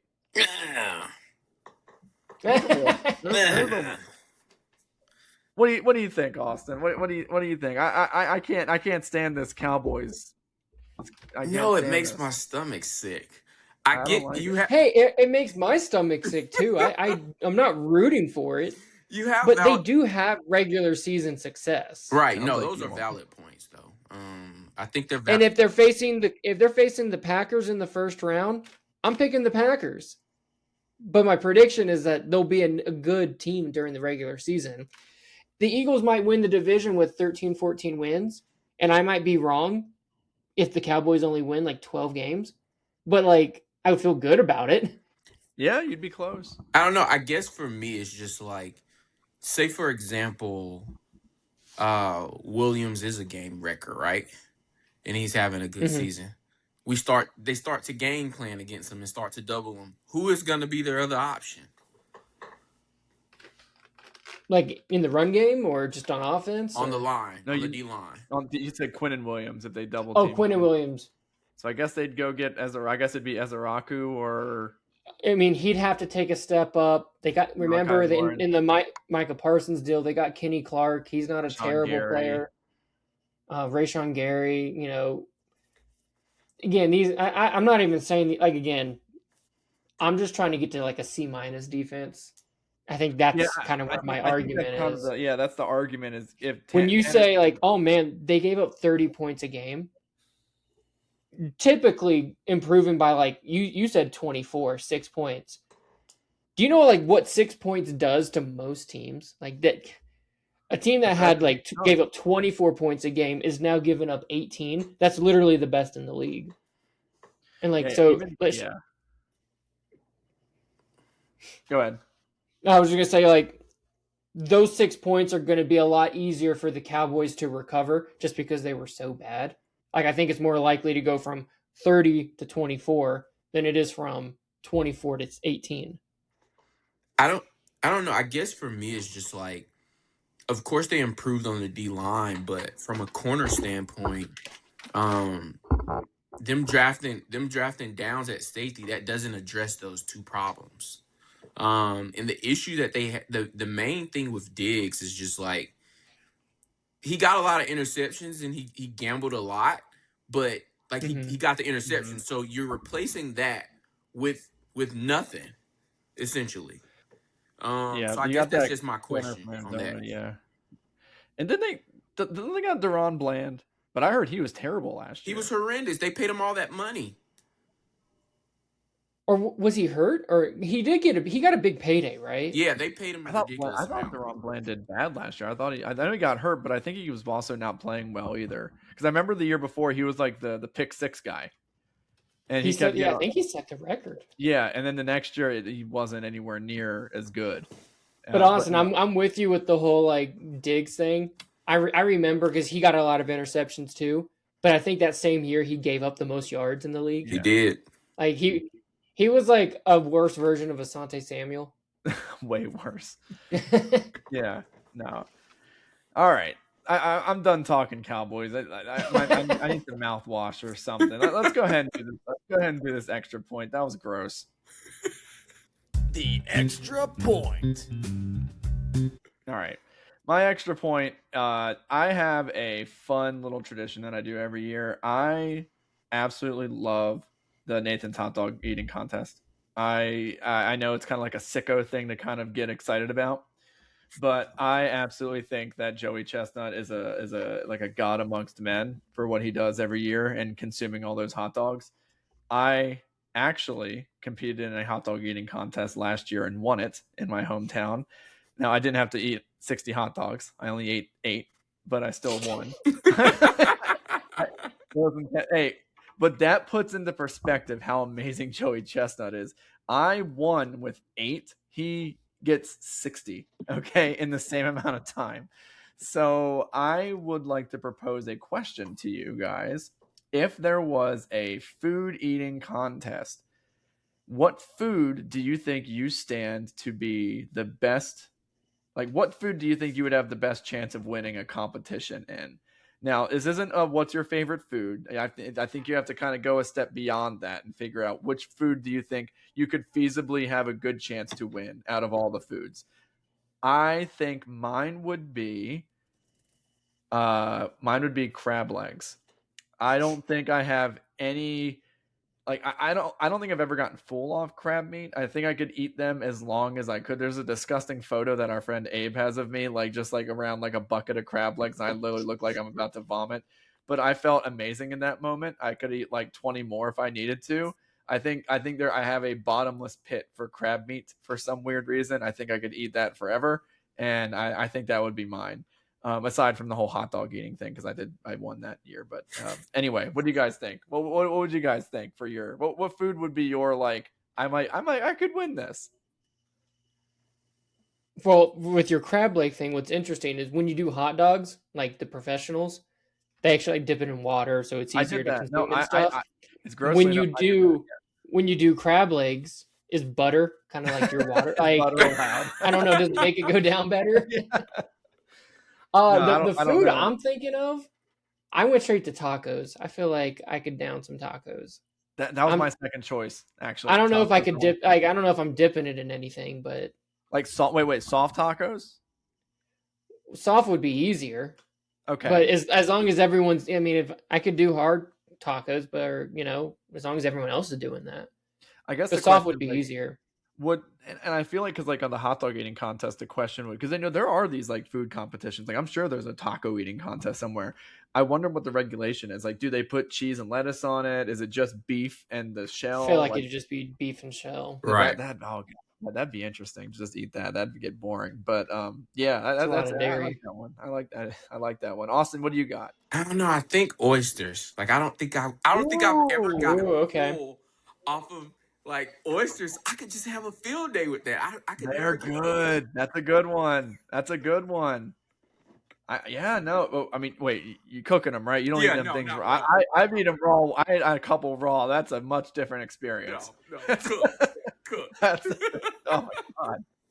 I ate one that was raw. My friend, actually Tanner, was our buddy Charlie from ECU. He's like, "Yeah, Bo, you gotta try these raw oysters." He's real Southern, and he's like, "You gotta put hot sauce on them though. You can't have them without hot sauce." So, Yep.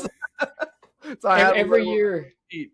Yeah. Every year we'd go to the beach, and my dad would bring like canned oysters. I don't know if that's kind of what you guys were thinking, just like out of the shell, whatever. But yeah, he would do the canned oysters with like Texas Pete and just like a saltine cracker.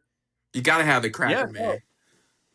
Gotta have the cracker. No, we have them shelled. Like we open them up and we get them out of the shell, dude. That's at least how we do it back at my house. That's good. That's some interesting options. I didn't think about oysters. That's cool. All right, Tanner, Austin, you guys have an extra point? Any sort of thought you want to talk about? Any idea? Could be anything. I want to ask you guys about Jalen Hurts. I know we've talked about the division, but I feel like we didn't really like go too much into him. Okay, all right. So, what do you got? From a contractual standpoint, oh boy, am I understanding this right? He's only got like one more year of guaranteed money, something like that. Guaranteed money, yes, but he's hasn't the idea of the Eagles underperform this year?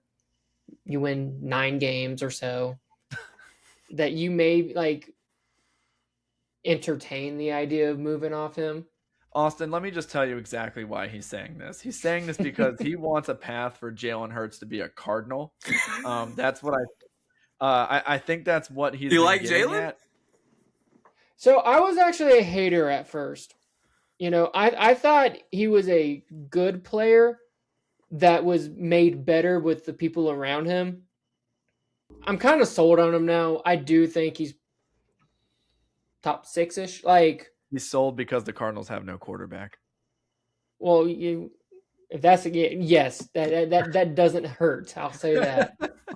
Same thing with Joe Burrow. Let's just see how next year goes with Joe Burrow. He wanted Scoresby a couple weeks ago. What are the chances, though, that Eagles go 9-8? Is there any chance that he's like that? Howie actually entertains it?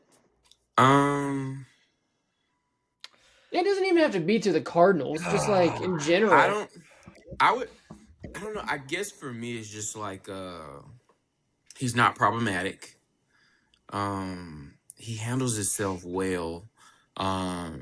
I never felt like he's been given really a fair shake. We have a different offensive coordinator every year because we're good. Literally every year. So it's like you can't really hold him to a certain accountability that you can for other coaches. I mean, other QBs. But no, I just can't see them moving on from him. And he's still young. And he hasn't really had a real bad year. For us to say, yeah, get him out of there. Granted, there's been times, if you've seen me and John's text messages, man, the stuff that we're that saying. Chargers game, that Chargers game was something. Oh I never seen a guy throw an interception and then fumble on the same play. And so it's things like that. But it's just that, man, when he needs to show up, man, he shows up. So I don't know. I just can't really see it being justified for them to get rid of him. In what direction would we go? is the, you know what I mean? Like, I don't want the Yeah. backup. You know, people, Yeah. sometimes our fan base, sometimes, I love our fans, but God, they have some terrible takes, Yeah, Start the backup, get them out of So there. so in my hypothetical, again, let's just say 8 or 9 wins. you'll get You got a middle of the first round pick. You also have an extra pick in 2028. Plus, you have whatever you get for Jalen Hurts. You would have ammo to move up in the draft if there's a guy that's worthy of doing it. So your world says you have 4 first-round picks over the next 2 years, and that should be enough to get you the quarterback you want. That's what your assumption is. I mean, it might not even cost all 4. It may not. I will say that 2 things. One, Jeffrey Lurie absolutely loves Jalen Hurts. Like, he loves the representation of the Eagles franchise. He thinks he is just the embodiment of a winner. And on top of that, not just Jeffrey Lurie loves him, but and we haven't talked about this on the pod yet, the heir apparent to the Eagles throne, Julian Lurie, his 32-year-old son, about our age, actually. He is being primed to be the owner when it's time for Jeffrey to retire. He's been around the organization, taking notes, being integral in a lot of different levels, and basically learning as much as he can from as many different people as possible for basically the entirety of his life. And he also loves Jalen. I think that Howie would be unopposed to looking around just because that's Howie's nature. Howie is loyal to finding the best deal and getting the most value out of a situation. He's always going to look to do that. Will he always do it? No. But he will always look to try to find something that works and gets the best value back in return. I wouldn't be shocked if Howie behind the scenes checked in on some teams if that happened. I don't think they would actually pull the trigger. But would you tell me, would I be shocked to hear that Howie Roseman made some phone calls to see where the value was for Jalen Hurts? No, I wouldn't be shocked. But I don't think he'd pull the trigger. I think Jalen is very entrenched in that Eagles organization. It would take a year like the 2020 Carson Wentz season for them to consider moving off. Like, they loved Carson Wentz. They didn't want to move off him, but 2020 made it very apparent that he was not the same quarterback and he was not going to be the same quarterback, right? And Howie was right. Like ever since we got rid of Wentz, I mean, he hasn't done anything. So, I mean, it's not like, he was wrong in trading Wentz. He got great value back if you look at him from where he is now and what he was after the trade. Like, we got a first-round pick. Even a second-round pick is good value for whatever Wentz ended up being. So, yeah, I mean, Howie's going to look and see what's best for the Eagles. And is he going to make it public? No. But, I think it'd be really tough to move off of Hurts. And honestly, Tanner, if Hurts did have a 2020 Wentz season, I don't think you'd want him. like it was. Yeah, we live in 2 different worlds. Like, you understand how much of an upgrade that would be? I would convince myself, man, Jeremiah Love is our Saquon. Trey McBride is better than Dallas Goedert. Michael Wilson and Marvin Harrison Jr., that's our A.J. Brown, Devontae Smith. Like, we would just be recreating the 2024 Super Bowl team. Oh, it'd be great. I don't know. I like Jalen Hurts a lot, and what Austin said was true. The dude has no consistency, like, in terms of his coaching staff. Like, he gets a new coordinator every single year, and then he's had to deal with the AJ nonsense for the past 2 years, man. Like, I really feel for the guy. Like, he's handled it all in stride. He's had every opportunity to go to the media and say, dude, that AJ Brown guy sucks. Like he, you know what I mean? Like, or leak some things. There hasn't even been leaks, about oh, Jalen, that wasn't a big fan of how AJ handled himself last year. Like, he is just the consummate professional. And an owner like Lurie, or any owner, that's like gold to them. Winning a Super Bowl, representing the franchise like that. like the owner, like Howie would have a really hard time convincing Jeffrey Lurie to move off of a quarterback like that. He convinced him to move off of Carson Wentz. It's Carson Wentz. Super And did Bowl. you see how he celebrated our Super Bowl? Granted, I thank him for getting us there. But no, man, it's two different energies. Two different energies. And Wentz was on the decline. Like, I know you could argue, like, you know, Hurts hasn't had the best couple years, but like this was injury related. Like Wentz was not the same. They made preparations by drafting Hurts. You know what I mean? Like they knew. They kind of knew. Looking back now, like taking a quarterback in the second round. They got Tanner McKee. We're good. Round. He's getting out of there. We can. You guys can have him. Second round pick. That's not what you said. You used to ask for a first. And if you have a guy that you would have to consider only a first for, I don't know. Well, look, the price has changed. We'll give you a second. We'll give him for you for a second. Yeah. We'll do a second. He's good. I told you last. If he's that good, get off your $50 million quarterback. Why are you paying him? I think if Tanner McKee was on the Cardinals would make a wild card spot. Just saying. That's a bold pick. That's a bold prediction. No, I love Tanner McKee. I have a signed card of his, rookie card. I love Tanner McKee. I spent $8 on it. Do I love him more than Jalen Hurts? Absolutely not. No. I was high on Hurts when no one was. Let me tell you, and I'll tell you a story. No, I'm not gonna tell that story. I'll tell you that. You gotta tell it now. No. That's for after the pod. All right. Well, guys, hey, Austin, thanks for joining us, man. You know, this was awesome. You know, having all these fans hop on and our good friends join us for these pods have been great. You know, we're going to be rocking and rolling through the season, man. So we're going to be looking for people to join us. We're going to do this every week. So, you know, we've been doing these pods weekly. We're even going to do like a betting. Oh, Austin, you know, we didn't get to do your extra point. Sorry, man. Did you have an extra point? Yeah, kind of stuff. So what you got? My bad. I guess the extra point for me is just like, are the Phillies going to hit in the playoffs? Not just the regular season. All right. Okay. All right. Wait. If they play the Braves, they will. Okay, no, all right. See, now you're talking my language. The Phillies are my second team. I don't even care if the Sixers got Jaylen Brown. I'm a Phillies guy. All right, so okay. The whole thing relies on can the younger players contribute, and it really is just an offense led by three dudes. Actually just two dudes. No, that's three this year. It's Schwarber, it's Harper, and it's Brandon Marsh. Trey Turner's fallen off a cliff. He was the batting champion last year with only like a 300 average. It really shows you where baseball is. That the leading baseball batting average was 300. That's terrible. I hate that. That's crazy that he had the batting title with like a 301 average. He's fallen off a cliff. Been terrible. And his defense was awful recently. He's just a bad defender. You know, I honestly, Austin, I'm gonna say no. Okay. I've seen this team too many times in the postseason just fall off a cliff. It'll have to be led by the three horses or two horses. But you know what? Because Brandon Marsh wasn't that guy until this year. He's an all-star now.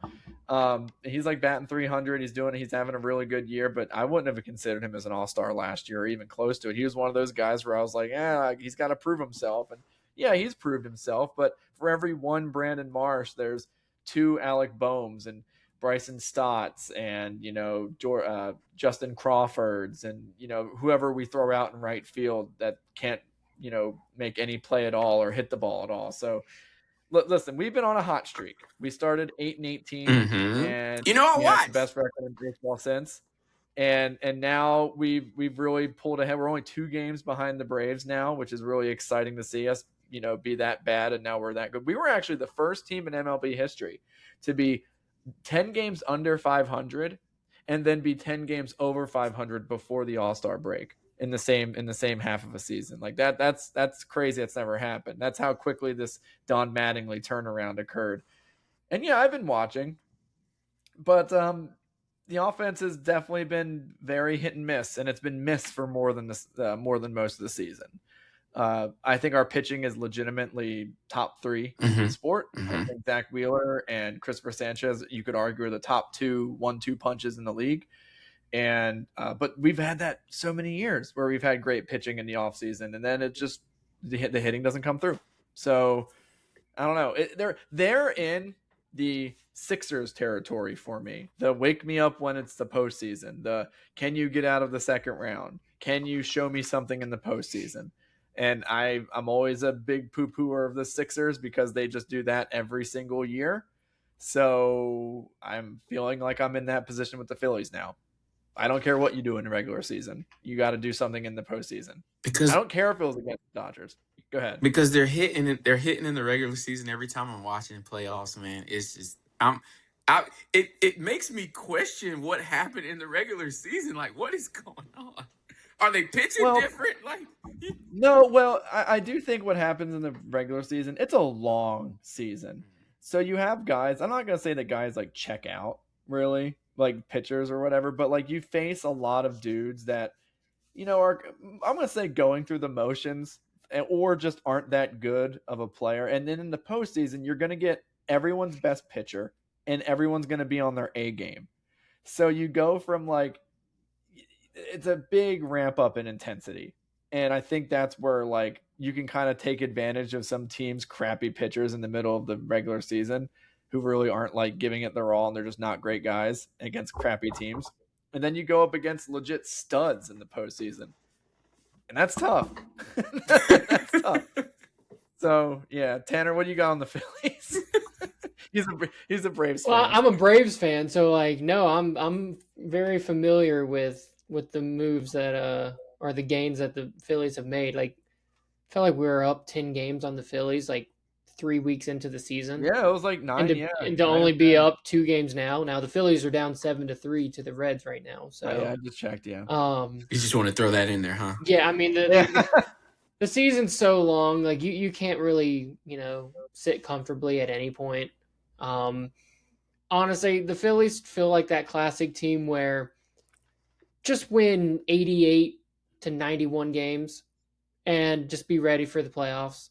It feels like they've knocked the Braves out of the playoffs the last couple of times that we've made it. And, we're a 100-win quality team, and it just didn't seem to matter. It just seemed like the Philly, especially like, what is that, Red October when they're, waving the towels and stuff. Like, Citizens Bank Park is awesome.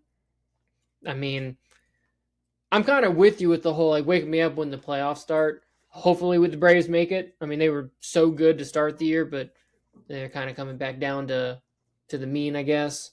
I mean, I'm not rooting for the Phillies at all. I hope they don't hit.